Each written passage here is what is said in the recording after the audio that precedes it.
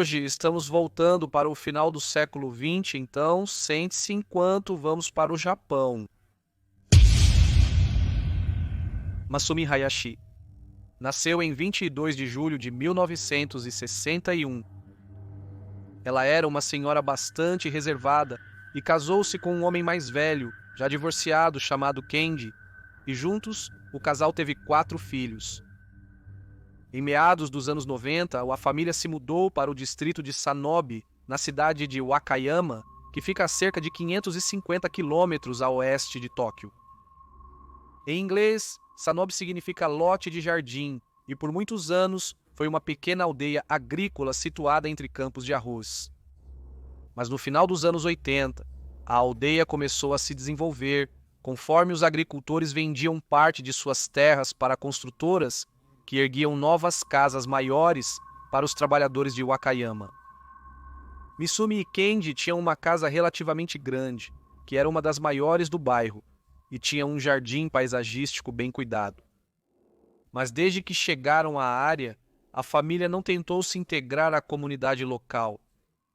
Eles se mantinham isolados, e Misumi e Kenji não incentivavam seus filhos a brincar fora de casa com outros jovens locais.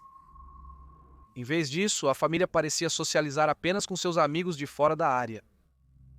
Muitos costumavam visitá-los, mas poucos moradores locais já haviam entrado em sua casa.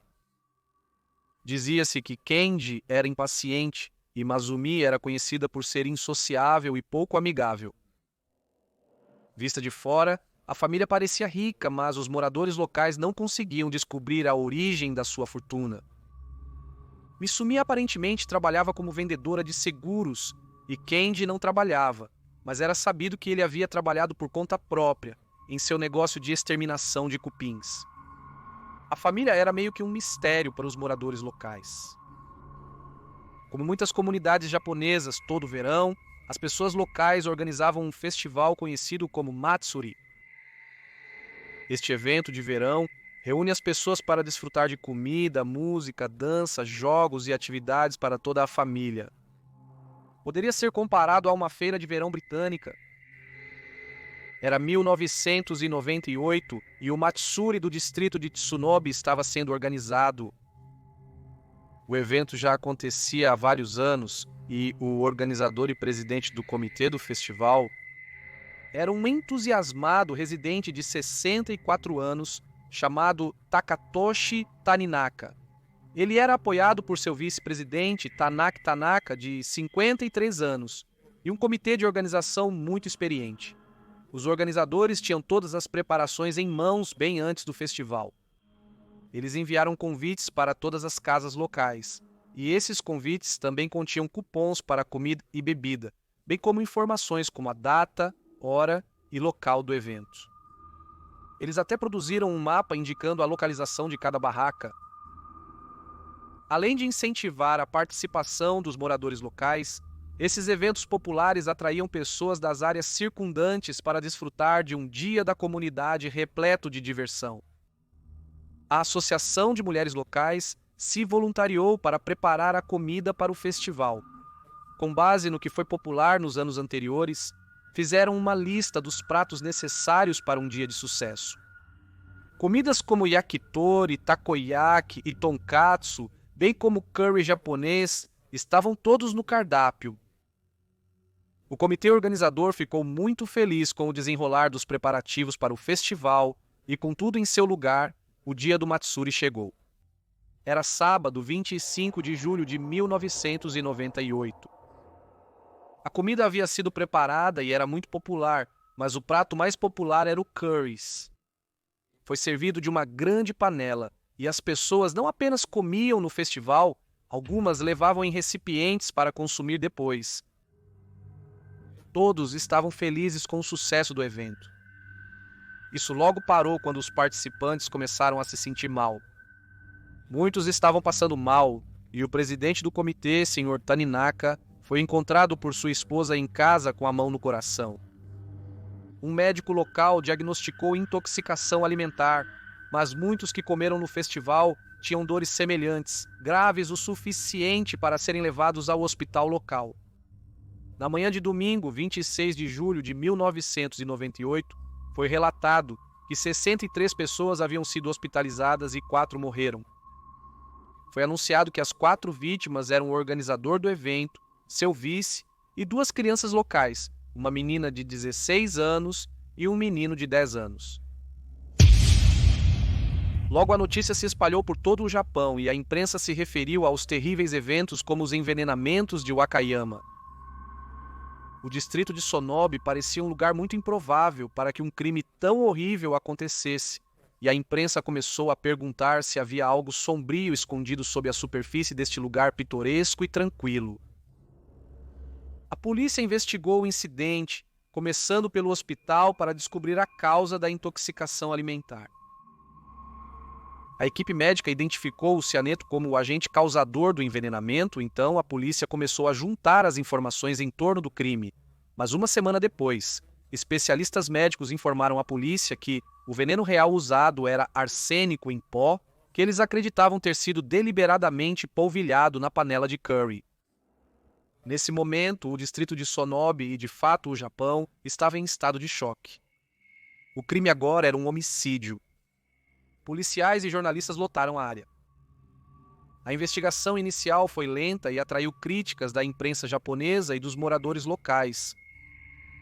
Os investigadores então descobriram que 2 homens que visitavam regularmente a casa dos Hayashi haviam sido frequentemente admitidos no hospital após comerem lá.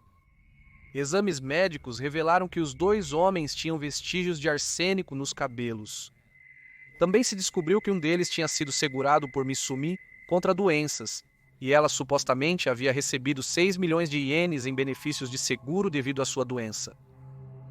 O endereço de Mizumi também constava na apólice de seguro de outro homem tratado por envenenamento por arsênico. A polícia também investigou o casal por outro golpe de seguro. Neste caso, Misumi Hayashi havia se queimado enquanto cozinhava espaguete em sua casa. Para receber o dinheiro do seguro, ela alegou que havia sofrido as lesões após cair de sua bicicleta e cair em uma fogueira. Conforme a investigação progredia, mais fraudes de seguro eram reveladas. A polícia começou a investigar essas fraudes de seguro mais de perto e formou a opinião de que Misumi provavelmente era responsável por colocar arsênico no curry no festival, a fim de receber as apólices de seguro que ela havia feito em várias das pessoas que ela sabia que iriam ao festival. A polícia revistou a casa deles e descobriu arsênico, que presumiram provavelmente ter sido usado no negócio de exterminação de cupins de Kenji. Segundo os investigadores, isso era compatível com os vestígios de arsênico encontrados em copos encontrados entre o lixo do festival. Testemunhas afirmaram ter visto Misumi rondando a panela de curry. A pressão sobre a polícia para resolver esse mistério estava aumentando e, finalmente, no início de outubro de 1998, detetives chegaram à casa dos Hayashi e prenderam tanto Misumi quanto Kenji. Eles acusaram o casal de fazer reivindicações de seguro fraudulentas por exagerar suas lesões. Eles também acusaram Masumi de 4 contagens de assassinato por envenenamento por arsênico. O casal foi considerado culpado de fraude de seguro e Kenji foi condenado a 6 anos de prisão, mas foram os envenenamentos por curry que interessaram ao público e em maio de 1989 começou o julgamento de Masumi Hayashi, a suposta envenenadora de curry. Foi um caso bastante bizarro e complicado, construído principalmente em evidências circunstanciais. Os promotores contaram ao tribunal como o arsênico encontrado na casa do casal correspondia ao usado no curry. Testemunhas afirmaram ter visto Misumi perto da panela de curry no dia do festival e relembraram seu histórico de fraude em seguros ao tribunal. A defesa argumentou que o arsênico era um produto comumente usado no Japão e a marca usada no curry estava disponível para compra em muitas lojas. Eles afirmam que a pessoa que estava ao lado da panela de curry pode ter sido a filha de Mizumi. Eles reconhecem as fraudes de seguro anteriores, mas isso não significa que Mizumi envenenaria aleatoriamente visitantes inocentes do festival de verão local. Os advogados dela argumentaram que as evidências contra ela eram circunstanciais.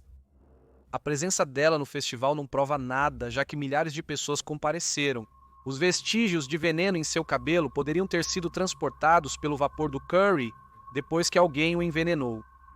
Eles também disseram ao tribunal que ela não tinha motivo para cometer o crime, mas a promotoria disse que, tendo sido rejeitada pelos locais e pela Sociedade Feminina Sonove, eles alegaram que ela queria se vingar deles.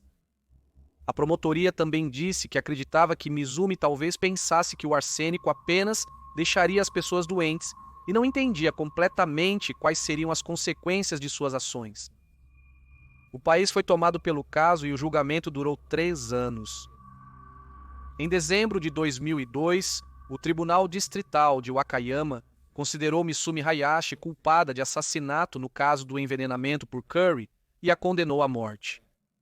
Mizumi, porém, seguiu afirmando sua inocência e apelou da sentença judicial. O Tribunal Superior ouviu seu recurso e, em junho de 2005, manteve a decisão do Tribunal Inferior.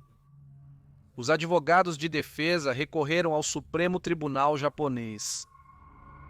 Os advogados de defesa alegaram que o caso de envenenamento por curry diferia muito das fraudes de seguro.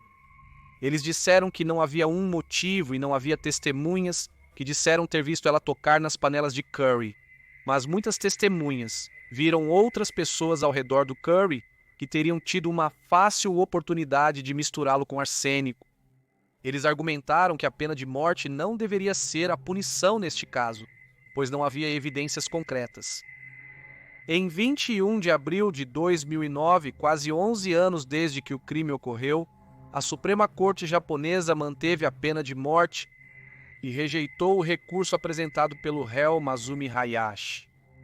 Masumi ainda afirma que é inocente do envenenamento por curry e permanece na prisão aguardando seu destino.